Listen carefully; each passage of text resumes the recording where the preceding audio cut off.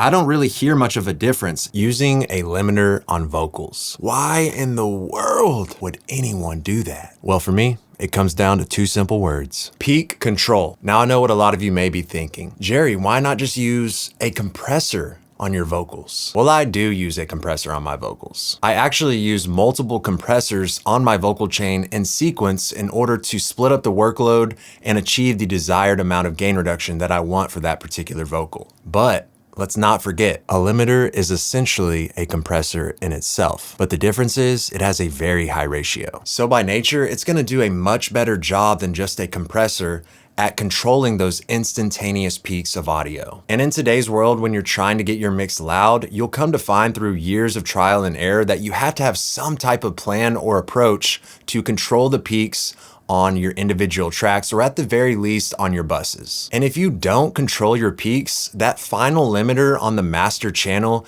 is gonna have a very hard time at dealing with all of these peaks of audio coming from all of these different sources. You have all of your instruments, your vocals, and your drums all joining together at one spot and just hitting that final limiter with all types of peaks. So what I like to do for my vocals, and keep in mind, that's what this video is about, vocals only.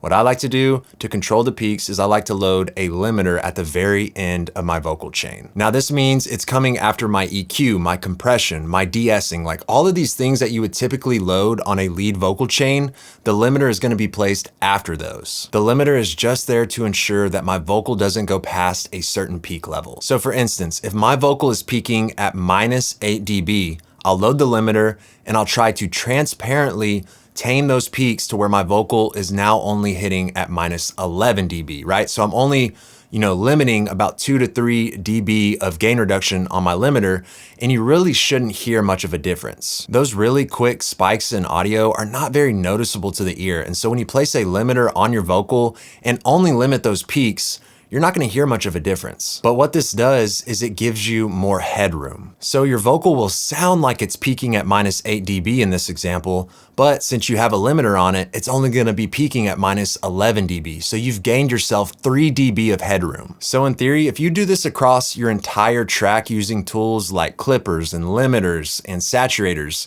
all across your mix on your drums, your instruments, your vocals, and you just transparently bring those peaks down, you'll be able to bring your entire mix up. You should be able to get your entire mix much louder because you've created more headroom away from 0 dB while maintaining the mix's perceived loudness. You haven't actually turned anything down in terms of volume, you've just controlled the peaks, but they've all maintained their same loudness level that is perceived by our ears. Now I know this may be confusing, but I hope this makes sense. Essentially, if you bring your peaks down, you can bring your entire mix up. But the key is when you bring the peaks down, you don't want it to sound like you just turned everything down. A lot of people always say, why not just manually turn those peaks down? Or why don't you automate those peaks? And in my experience with my own music, it just sounds noticeable, and trying to pull down every single little peak just becomes very tedious and it's not efficient for my workflow. You want it to sound like you haven't lost any level in terms of loudness. And limiting the vocals for me helps me achieve this. So let's hop into a session and I'll show you how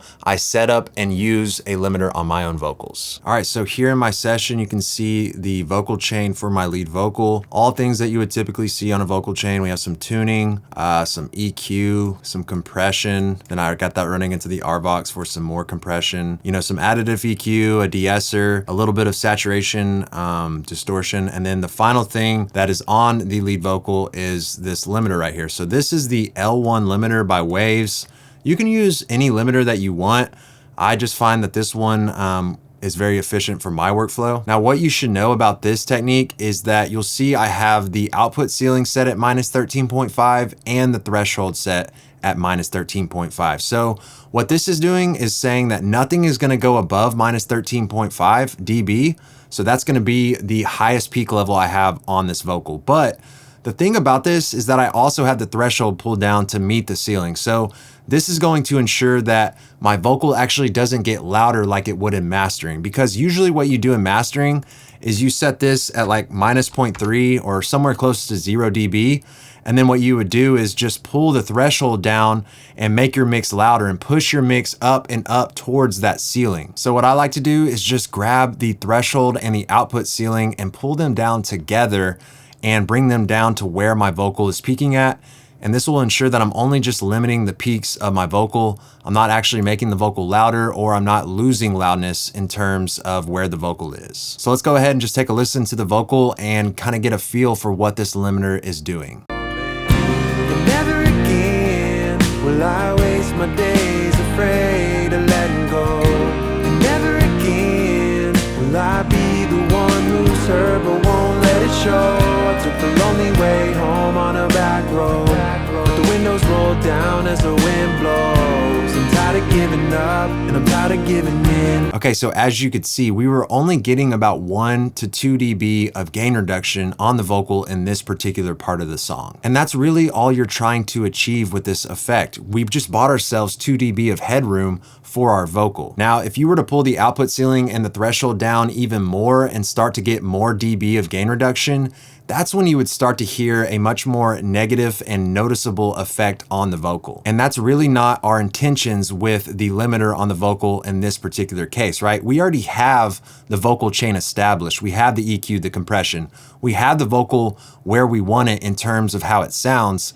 The limiter is just there to control the peaks. You really want to think of this in terms of just pre-mastering your vocals, because if you don't control these peaks, you're just going to feed them to the master channel. And what's going to be on your master channel? A final limiter. And the more peaks that final limiter has to deal with, the less transparent it's going to sound and the harder it's going to be for you to get your mix loud. So the last thing that I want to do is I just want to basically play the vocal with and without the limiter, and you're basically not even going to hear a difference. And what I'm actually going to do is even bring this ceiling and threshold down more, so that way we can get some more dB of gain reduction, just to show you that you can kind of push this limiter hard without, actually hearing much of a difference. So let's go ahead and I'll play it with and then without. And never again will I waste my days afraid of letting go. And never again will I be the one who's hurt but won't let it show. All right, so now let's go ahead and just turn the plugin off, and then let's take a listen. And never again